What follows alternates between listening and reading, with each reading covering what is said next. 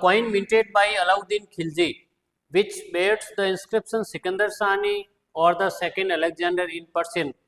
अलाउद्दीन खिलजी था, वो जब राजा बना तो उसने कॉइन जारी किए और उस कॉइन के ऊपर उसने खुद का एक टाइटल डाला, और टाइटल क्या था? सिकंदर सानी या फिर सेकंड अलेक्जेंडर, यानी अलाउद्दीन खिलजी है वो खुद को दूसरा सिकंदर भी बोलता था।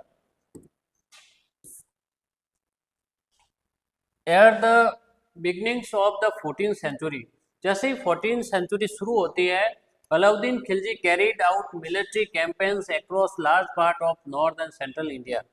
जैसे ही 14th सेंचुरी शुरू होती है तो अलाउद्दीन खिलजी है वो नॉर्थ इंडिया और सेंट्रल इंडिया के ऊपर अपने कैंपेन है वो शुरू कर देता है। कैंपेन्स में क्या होता है? यानी सेना की टुकड़ियाँ भेजी जाती है और दूसरे की टेरिटरी को अपने कंट्रोल में किया जाता है।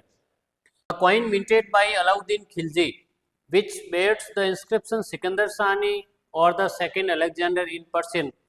अलाउद्दीन खिलजी था, वो जब राजा बना तो उसने कॉइन जारी किए और उस कॉइन के ऊपर उसने खुद का एक टाइटल डाला, और टाइटल क्या था? सिकंदर सानी या फिर सेकंड अलेक्जेंडर, यानी अलाउद्दीन खिलजी है वो खुद को दूसरा सिकंदर भी बोलता था।